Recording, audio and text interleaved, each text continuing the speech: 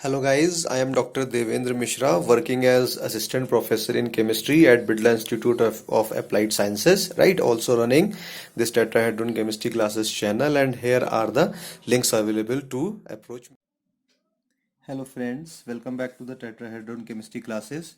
So guys, so after actually 10 days or say 10 to 14 days, actually I haven't made any video, okay, though I was actually covering the organometallic compounds, but in between I thought I should also take some of the important reagents which are very important for organic synthesis and also for your CSIR net and the gate examinations, as well as for the IIT JAM. Okay, so in this reagent series today actually I am going to discuss reducing agents. So you know the reducing agents are quite large in number. It is not possible to cover all the reducing agent in one lecture. So this is my lecture number one. So what I will do, I will take one by one those important reducing agents, and you will see the utility of those reagents, their chemoselectivity, their importance, how they works, how the mechanism goes on. Okay, so in this series today I am going to take a very important reagent which is known as the Dibal H, right? Where Dibal means diisobutyl aluminium hydride. Okay, and where H represents the hydrogen ion, which actually migrate during the reaction as hydride ion, that is H negative ion. Okay, and you can also write this compound as IBU2ALH. So I stands for the iso. These are the two isobutyl groups, right, and aluminium hydride, and this is the structure for diisobutyl uh, aluminium hydride. Okay, so this is the methyl group, this is also the methyl group, this is methylene, these are the two methyl, and this is methine, this is methylene. Okay, and this is methine, this is methylene. So basically it is CH2 CH CH3 CH3 both side. Okay, and see generally this dival is a very strong reducing agent, and don't confuse that it is a weak reducing agent. No, it is not like that. It's a very strong reducing agent, but it is bulky in nature. Bulky means there is a lot of steric hindrance which we actually have incorporated in this reducing agent in the form of these isobutyl group. Okay, isobutyl, I think you know the what is the isobutyl group. Okay, so if you want to know, then you can write just like that. This is CH3. Okay, this is CH, then again this is CH3. Okay, and then this is CH2. So this is the isobutyl group which I have written here. Okay, so it is not in the frame, don't worry, it is just like that. Okay, so it's a very strong reducing agent, but it is bulky in nature. Okay, and number two, general operational conditions for this dival is actually at very low temperature, somewhere around minus 70 to minus 80 degree. Somewhere you will find minus 70, somewhere you will find minus 78, and say minus 75. These are the optimum conditions, right? The temperature condition is necessary if you want to actually use that dival for a specific purpose. So these 2 points you should remember. And one very important point about this dival is that it's a electrophilic reductant. It is quite different from your lithium aluminium hydride. Okay, so lithium aluminium hydride is your nucleophilic reagent because it will liberate H negative ion, but you can see this will also liberate the H negative ion, but the first step is actually the acceptance of the electron pair by this aluminium ion. So it's a electron loving species. So first the coordination will occur, only after that this hydrogen as hydride will transfer in the reaction. That's why this is the electrophilic reductant. This is something very important which you should keep in mind. Okay, and then guys, you can see the some of the important uses. So first of all, you can see here formation of aldehydes by the dival H. So it's a little trick which you can remember. Whenever you will see the dival, you are using the dival and you are having the different functional groups. Okay, see if you have the any acid derivatives, like you have ester, you have your say amides, right? You have your acid halides, then this reduction will give you the aldehyde. So generally diol is used for the synthesis of the aldehydes. So this is the most specific use, but apart from this there are also a lot of uses of this diol. And guys, one thing which you will always keep in mind, see, one kind of the any reagent actually can do the several things actually, right? But it is not possible to remember all the things. So what we will do for the examination point of view, or for say for your organic synthesis reasons, right, we will only remember the most specific, that is their specific task specific reagents, right? So we will remember only those things which are very very important. Otherwise, see, this diol can do anything that, like that your lithium aluminum hydride, but its activity would be low due to this bulkness, and you will reduce certain compounds to get the aldehydes but not to the alcohols. But certain conditions should be there, you know, whenever you have the cyclic compound, then the aldehyde formation is not possible. We will see with the help of the example also. So when you have the cyclic compound, when you have reduced particular say acid derivative, and you will getting actually a cyclic compound, so formation of aldehyde is not possible, because cyclic aldehydes are not possible. In that case, you have to look for the alcohols also. Okay, so what are the important uses of this diol? You can see here esters. If you have the esters and you are using the diol H, one equivalent of the diol H, and your minus 70 to minus 80 degrees centigrade temperature, if the temperature is quite low, then it will yield aldehyde. Okay, but if you increase the temperature, if you do the reaction at room temperature RT, or say little higher temperature, then the reduction further continues to give the alcohols. Okay, so this you should actually, you must be knowing this particular point. See, when you have your alcohol, and if you oxidize alcohol, you will have aldehydes, okay, or ketones, whatever. And if you oxidize this, then you will have the acid. Okay, and if you go in the reverse manner, if you reduce the acids, right, then you can have your aldehyde, controlled reduction. Okay, but if you reduce these aldehydes, controlled reduction, it will give you the alcohol. So this series you should remember. Okay, so ester on hydrolysis at low temperature will give you the aldehyde, but at high temperature, okay, or at room temperature, it will give you the alcohol. And if you have the cyanides, actually cyanides or the nitriles, so nitriles actually first reduced by the diol to produce the imine, and imine after hydrolysis will give you the aldehyde. So in both the cases you are observing that aldehyde is forming. And very important use is that when you have the internal alkynes, triple bond is there, then you can also reduce that triple bond to the cis alkene. So it's a stereospecific reaction. Okay, it's a regioselective reaction. So whenever you reduce that internal alkyne with the diol, then you will always end up with the cis alkene. We will see with the help of the examples. And another very important, see, each actually point which I have written here are very very important for the examination point of view. So there is no need to mention again and again, this is very important, this is very important, because I am discussing only the important things. Okay, so when you have the alpha beta unsaturated compounds, they may be your carbonyl compounds, they may be your acid derivatives, whatever, and if you reduce those compounds with the help of the diol, then of course you will end up with the alcohol. So this is allylic alcohol. This is very very important.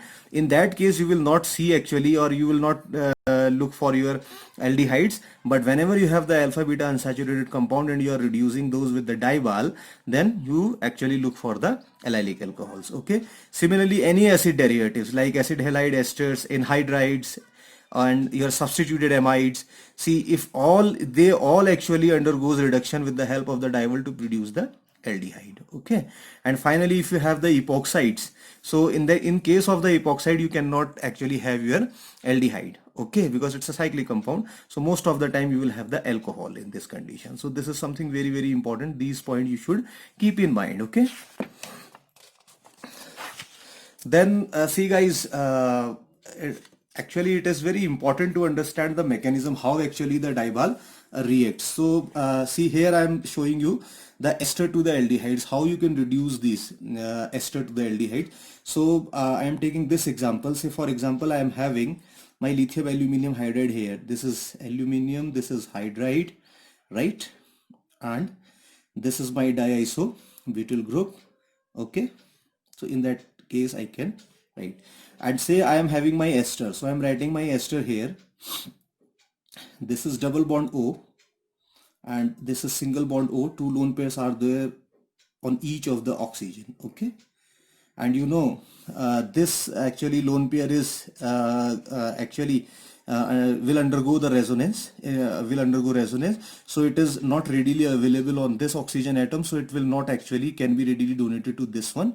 So whenever you have such condition, and see this lone pair actually is static in this particular position, it cannot participate in the resonance. Okay, so it can be readily donated to this one. So whenever you have this condition, then of course you will actually react your lone pair which is present on the carbonyl, not on the carbon single bond on say carbon single bond oxygen, right? So this electron will not participate. So what will happen?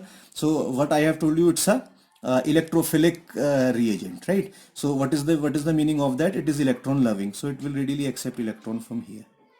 Okay, so when it actually takes electron from here, then you will have this condition. Okay, so I can write in that manner. You can see here, this is my aluminium and this is my hydrogen, and these are the two isobutyl groups. Okay, and now actually they have bonded with this one, so oxygen will get a positive over there. Okay guys, there is no problem in that. Double bond will remain as such, and this is your ester part, this is your oxygen and your CH3. And now since this aluminium has accepted electron, so it will be negatively charged and it will be positively charged. So this is the coordinated compound. This step is the first step, which is the RDS, rate determining step, slow step, and in that case you can see the this aluminium is actually behaving as the electrophile, so it's a electrophilic reagent. Diebal is the electrophilic reagent. Okay, and after that you can see what you can do, then your hydride transfer would occur. So how you can shift this hydride? So this hydrogen along with the electron pair, okay, will go to the carbonyl carbon from here. Okay, it will go to the carbonyl carbon, right? And this lone pair will go up. Okay, and when this happens, then you will have what? Aluminium and your this isobutyl group, just like that. Okay, and then this is the oxygen and your hydrogen has gone now, and this is single bond now. Okay, and oxygen will have the two lone pair, one was having already and one is coming from here. Okay, and then you are having this species here, and then oxygen and CH3 you can write in that manner.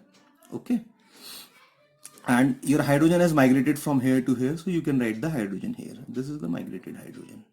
Okay, and if you hydrolyze this compound, guys, protic workup, you can see acidic hydrolysis you can do actually, right? So I'm not actually showing the entire step to you, but see, whatever I am going to show you, it's not 100% correct, but for the sake of understanding I am actually explaining the things in that manner. So what will happen, you can see, you will form the aldehyde. So how you can form the aldehyde?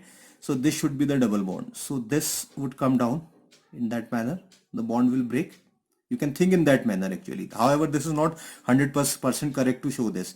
And this actually methoxy group along with the electron pair will migrate to the aluminium. Okay, once it goes to the aluminium, then what will you have? This oxygen double bond now, and this is this part. Okay, and this is the hydrogen. So this compound is what? This is your aldehyde. And what is the remaining thing? Your aluminium and OCH3 with two dots. Okay, and then your 2 isobutyl. So there is no need to write these things again and again. What you are ending up with this aldehyde. So guys, whenever you will actually try to do the mechanism, you will actually see in ester case you are having the lone pair on the oxygen, but if you do the same reaction with the nitriles, okay, then your nitrogen would be there.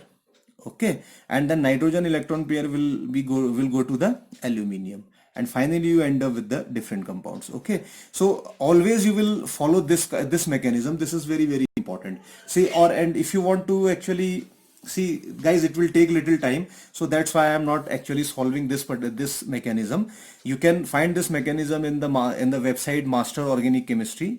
So from there you can learn this particular one. I'm not going to show you, but remember one thing: the lone pair first actually donated to the aluminum, and then your rest of the things will go. Okay. So now you can see some of the very important question. So say you are reducing that alkyne. So this is internal alkyne, right? It's 1, 2, 3, 4, 5, 6, 7, 8. Okay, this 8-member ring, and it is you are reducing this one. And alkyne actually on reduction with the dipole will give you the cis alkene. I already told you. So how you can write the product? It's very easy actually. So double bond, and you will put both the hydrogens here. So this is cis alkene. The dipole can do this also. Okay, and then you are having this compound, guys. You can see this is the lactone type of the compound, cyclic ester it is. Okay, and you are using the dipole condition here, but the temperature is not mentioned here, and as well as the equivalence of the dipole also not mentioned. So what you can do actually, you can do this reaction in that manner. So what would be the product in that case? So this will form your aldehyde. Okay, one equivalent will form the aldehyde, reduce to the aldehyde, and this will reduce to the alcohol. This is something very, very important. Okay, so you cannot actually leave that compound as such in the form of the ketone. So whenever you have this condition, right, cyclic lactone is there, so one part would be your aldehyde and other would be alcohol. This is very important key which you should remember. So if you want to write the product in that case, so this is the double bond, and this should be your alcohol. Okay, and this is CH2, you know, this is methylene, so you can write CH2, and this is C double bond O. So this is C double bond O, and this is the hydrogen, and this hydrogen actually came from the dipole. So I'm not going for the detailed mechanism. You can draw the mechanism by your own, and then you can see my next important reaction. So guys, you can see this is the ester part. This is alpha compound, this is alpha carbon, this is beta carbon. So it's a alpha beta unsaturated ester or unsaturated carbonyl compound, and whenever this actually would be reduced in the under dipole condition with the one equivalent at minus 78 degrees centigrade, it will give you the allylic alcohol. Okay, so how you can actually form the allylic alcohol with this one? It's quite easy, guys. You can see in that manner. This is phenyl, and you can write N. This is BOC. Okay, and then this would be just like that. Okay, and this is alcohol. Okay, so this is the double bond. This carbon is the allylic carbon. This allylic carbon is having your OH. So this is what? Your allylic alcohol. So whenever you have this compound, you will end up with the allylic alcohol, not to the aldehydes. And don't bother about this BOC actually, right? So this is actually the protecting group, right? So certain group is protected with the help of this BOC. If time permits, then I'll also make the videos on the different types of the protecting groups and their role also. So it's very important reaction. Okay, and then you can see my next question. This is one. Okay, this is quite interesting, guys. You can see the methoxy. You can see the methoxy. They cannot react. They cannot be reduced under dipole condition, but esters can. Now you have the two esters. Okay, and you are using only one equivalent. So now it's the this case is the chemoselectivity of your dipole, which actually ester it will select. As I already told you, this dipole is a very bulky reagent. It's a bulky reagent, means it is having the two isobutyl group. So it will attack from the less hindered side. So what is the meaning of the less hindered side? This is the ester group, and if you check, this is the hydrogen here and this is the hydrogen here. Okay, and if you check this particular one, this is carbon, and this carbon is 1, 2, 3, 4. This is quaternary carbon. So this ester part is actually highly it is very sterically hindered.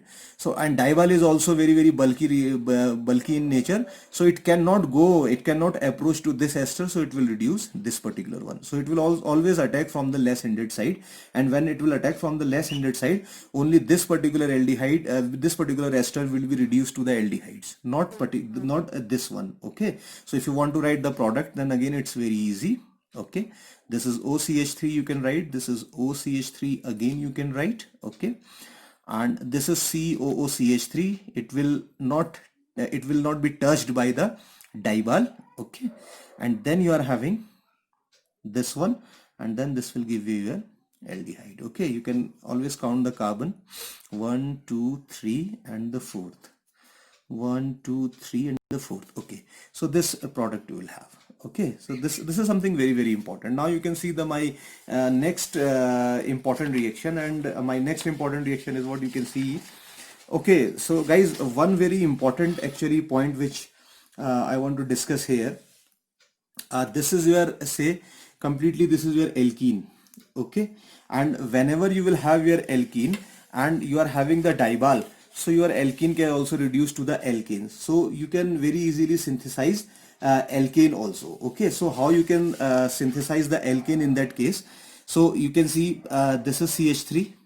Okay, and this is CH3, this is CH2. So this double bond is actually the sterically hindered double bond, and diol is also very bulky, so it will not reduce this particular one, but it will reduce this double bond which is less sterically hindered. And when this happens, you will have this product. Okay, just like that. This is CH3 and this is CH3, and this would be remain just like that. So this is less hindered double bond which is actually getting reduced. But if you have, say, another condition, right, say again you are having the diol, you can write diol H, you can write diol, whatever you can write. Okay, then there is no choice available for this diol, then somehow it will reduce this one also, and you will have alkane actually. So this is another very important feature. This may actually this may be asked in your certain examinations. This is very important, guys. You should always keep in mind. Then there comes the my next point, which is actually cis. Like again, so you can see this is double bond also, this is double bond also, and if you check this particular question, then you will find it can also be reduced by the diol and it will form the alkane. Okay, and you know the what alkane it will form, and the alkane would be just like that, 5-membered. Okay, so see, it is not very good to write straightforward write the product.